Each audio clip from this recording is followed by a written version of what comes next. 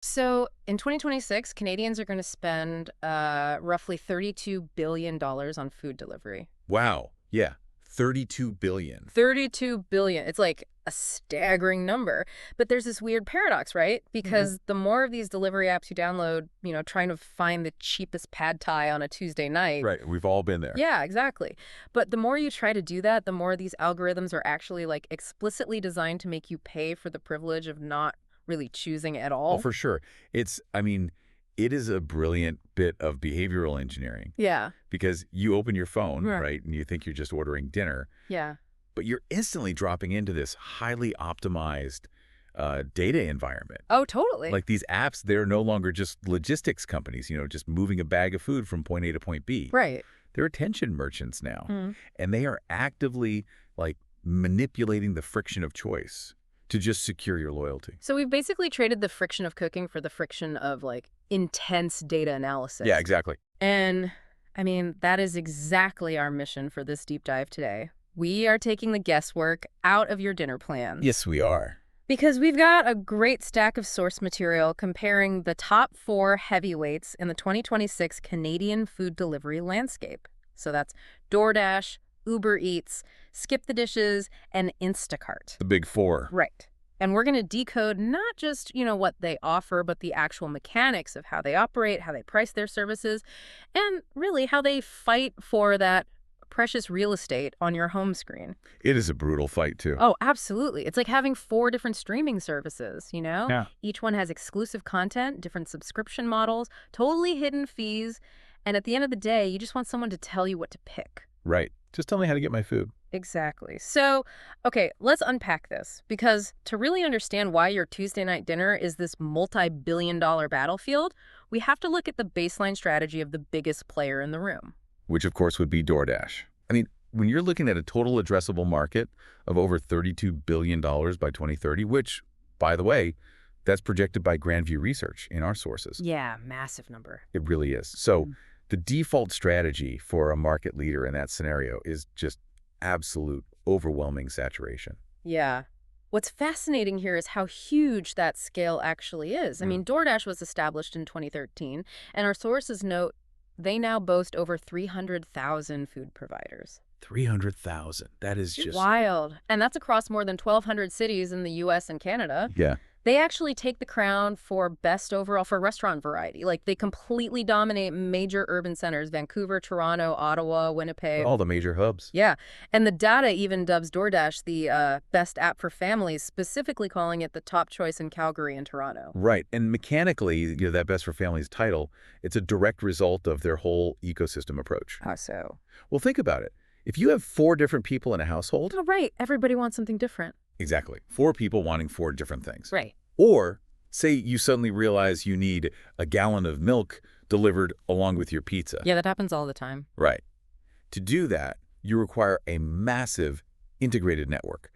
So DoorDash has aggressively bundled like local independent spots, national fast food chains, and these really strong grocery partnerships into just a single unified search interface. Okay, but see, I have to push back on this a little bit. Sure. You say 300,000 providers is a win for families, but honestly, to me, that just sounds like a complete nightmare for choice paralysis. Oh, it can be. Like, am I actually getting a better dinner, or am I just getting decision fatigue? I mean, half the time on these massive apps, I feel like I spend, 45 minutes scrolling past a dozen completely identical Boost kitchens. Oh, the ghost kitchens. Right. And then I finally just give up and order the exact same burger I always get. Yeah, that is definitely the hidden cost of all that overwhelming scale. And you actually bring up a crucial structural element of this whole industry, which is the ghost kitchen. Right. Because to understand why your app looks the way it does, Yeah. we have to mechanically look at how ghost kitchens operate. Yeah.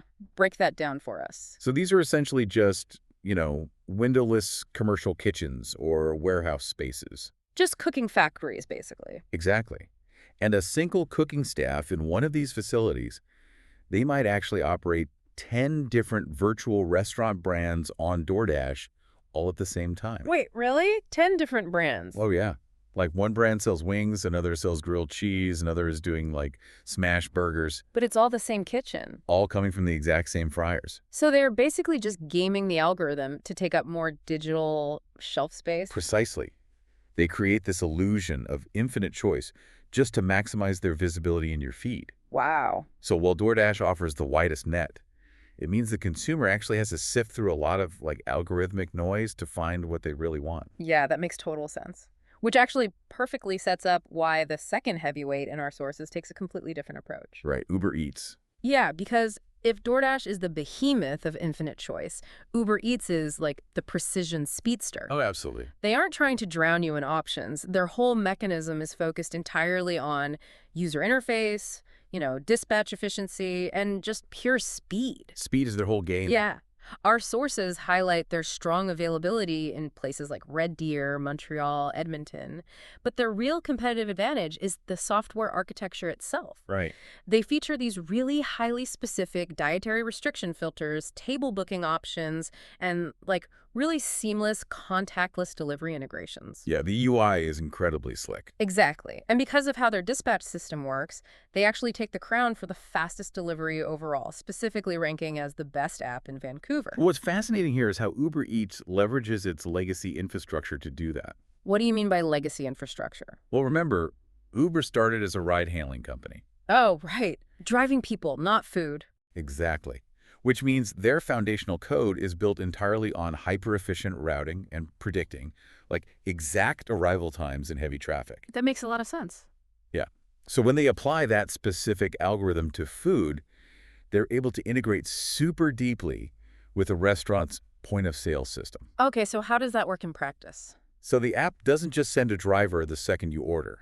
It actually predicts exactly how long the kitchen takes to cook your specific meal, and it times the driver's arrival to the minute the food comes off the line. Oh, wow. That's incredibly precise. It is. And that is exactly how they shave those precious minutes off the delivery time, especially compared to a platform that just, blasts a signal to the nearest available courier and hopes for the best. Here's where it gets really interesting, though. Okay. Because our source material actually includes this first-hand test from an author who spent 4 whole days in Toronto just comparing DoorDash and Uber Eats head-to-head. Oh, I love this part of the study. Yeah, it's so good. They ordered from 3 different restaurants to test these exacta mechanics. And during the day, the scale of DoorDash was just undeniable. Right, the 300,000 providers kicking in. Exactly. It consistently showed 15 to 20 more nearby restaurants than Uber Eats. And thanks to that massive network, DoorDash even managed to deliver one of those D-time orders 10 minutes earlier than the estimated window. Wow, 10 minutes is a big deal in food delivery. It really is. But, and this is a massive operational shift, when the clock struck 11 p.m., the dynamic entirely flipped. Ah, yes, the late-night dispatch logistics. Exactly. The author found that Uber Eats absolutely dominated after 11 p.m. They had significantly more late-night options still actively accepting orders, while DoorDash's selection just essentially dried up. Right. And if we connect this to the bigger picture, this 11 p.m. flip perfectly illustrates driver supply economics. Okay, break that down for us. So late at night, the total pool of available gig drivers out on the road shrinks dramatically, right? Yeah, obviously people go to sleep. Exactly. However, Uber drivers who have been, ferrying passengers home from bars or late-night shifts, they can easily just toggle their app over to accept Uber Eats deliveries when the passenger demand lulls. Oh, that's so smart. They just switch modes. Exactly. Uber has this built-in secondary supply of late-night couriers that DoorDash simply doesn't have. Because DoorDash only does food. Right. So restaurants that stay open until 2 a.m., they prefer to keep their tablets active on Uber Eats because they actually trust that the dispatch network will have a driver available to pick up the food. Wow, okay. So the synthesis for the listener is actually pretty clear here. Yeah, I'd say so. DoorDash is your daytime, wide-net local explorer. When it's 6 p.m. and you want to see every single bistro, ghost kitchen, and sandwich shop in a 5-mile radius, you lean into their massive network. Exactly. But Uber Eats is your late-night fast dispatch savior. When it is midnight and you just need something fast, Uber Eats has the dual-purpose driver network to actually execute the delivery. Yeah, that is honestly the perfect way to categorize the two global titans. But that still leaves a massive gap in the market. Right. Specifically regarding geography and baseline pricing. Yeah, because both of those mega apps focus really heavily on dense international urban centers. Which naturally brings us to the homegrown contender in our sources, which is SkipTheDishes. A local hero. Exactly. So they were founded right here in Canada in 2012, now part of justeattakeaway.com. And they partner with over 50,000 restaurants and operate in more than 450 Canadian cities and towns. Right. And our sources rank SkipTheDishes as the cheapest overall and also the best for students. Which makes sense. Yeah. To me, honestly, SkipTheDishes operates less like an international airline and way more like a regional bus line. Oh, I like that comparison. Right. Like, Yeah. they're kind of like a successful local indie band that still prioritizes hometown gigs, unlike the stadium touring DoorDash. They are highly efficient in specific mid-size routes, capturing smaller hometowns because they just aren't burning capital trying to fly international. Yeah, that mechanical analogy works perfectly. Because, I mean, they originated in the Canadian prairies, right? Right. So their foundational infrastructure was built entirely on servicing independent Canadian restaurants in these markets that DoorDash and Uber historically just ignored until much later. Yeah, they got in there first. Exactly. They optimized their dispatch routes for, like, lower density suburban and mid-size urban sprawl. Okay, but I did catch a major contradiction in our sources regarding their pricing model. Oh. What was that? Well, on one hand, SkipTheDishes boasts a delivery fee range of $0 to $5.99, and they proudly advertise that they do not use surge pricing. Right, which sounds amazing on paper. It sounds like a massive win for the consumer, but then the source also notes that for smaller orders, Skip's total fees can actually spike significantly. Oh, yes. So if they don't have surge pricing, how is it that the solo diner, the student who just wants a single burger, ends up paying a premium? I mean, isn't this secretly penalizing the solo diner? Well, this raises an important question about the inflexible economics of moving physical goods. Okay. Because the baseline cost to operate the delivery network, paying the driver for their time, the gas, the vehicle wear and tear, all of that, is relatively fixed. Right. It costs the system the exact same amount of money to transport one $10 burger as it does to transport five $20 pizzas. Right, because the driver still has to drive the 3 miles either way. Exactly. So how does the platform subsidize that fixed cost? Well, Uber Eats and DoorDash, they use dynamic surge pricing. Right, the dreaded surge. Yeah. They tweak the delivery fee minute by minute based on driver supply and customer demand. Yeah. So if it's raining or it's a Friday night rush, your fee skyrockets just to ensure there's enough money in the system to incentivize drivers to get on the road. Okay, so what does Skip do instead? Skip refuses to pull the surge pricing lever. Instead, they pull the basket size lever. They require a minimum order value to ensure that the commission they take from the restaurant covers the cost of the driver. So if your order falls below that threshold, they just tack on a small order fee to make up the difference. Wow. So they are essentially saying, we won't penalize you for ordering during a busy time, but we will totally penalize you for ordering too little. Yeah, it's a trade-off in the margin structure. Like, Skip wins by keeping baseline delivery fees remarkably low and predictable for larger multi-item orders. Which is why it wins the cheapest title overall. Exactly. But the map just falls apart on a single item, which is why the solo diner really feels the pinch. That is so interesting. Now, speaking of basket economics, we have to talk about the company that realized hot food logistics is basically a brutal penny-pinching game and decided to just pivot entirely. Instacart. Instacart, yeah. Because in 2026, we all know Instacart isn't really playing the hot food game. They are moving groceries, pet necessities, makeup, pharmacy needs, basic toiletries. They are solving that exact basket economics problem by drastically increasing the ticket size. Yeah, it is a totally different margin structure for them. As we just discussed, moving a $15 burrito across town yields literal pennies in profit for the platform. Right, almost nothing.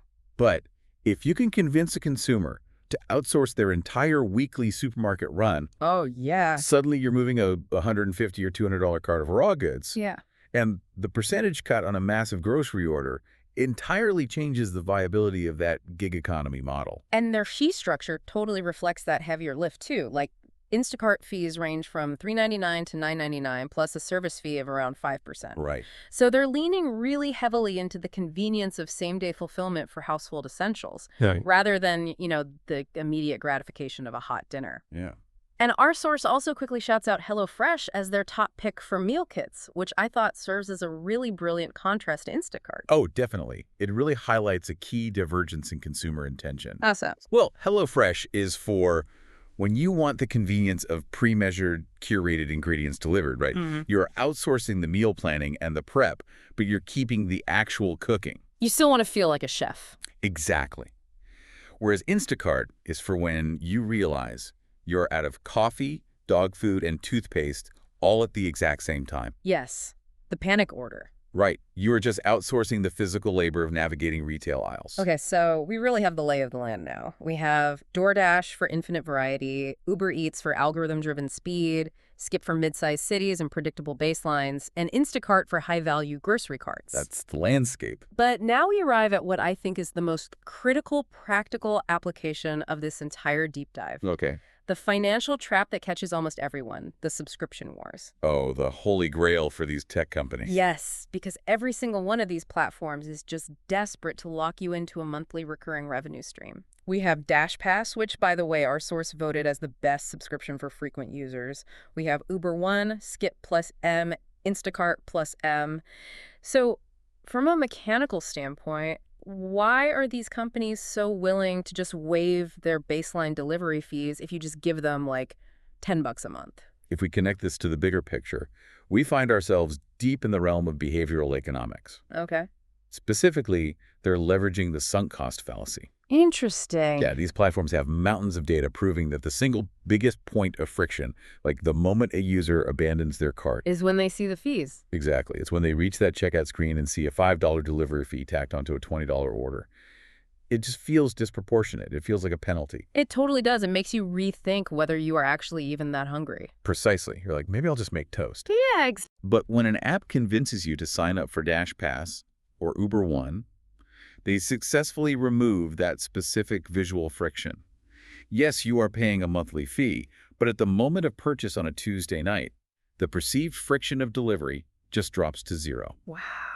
But the psychology actually goes much deeper than just removing friction. Once you pay that $10 monthly fee, the app has successfully manipulated you into feeling a sense of loss if you don't order out. Oh, man. So what does this all mean for the consumer's mindset then?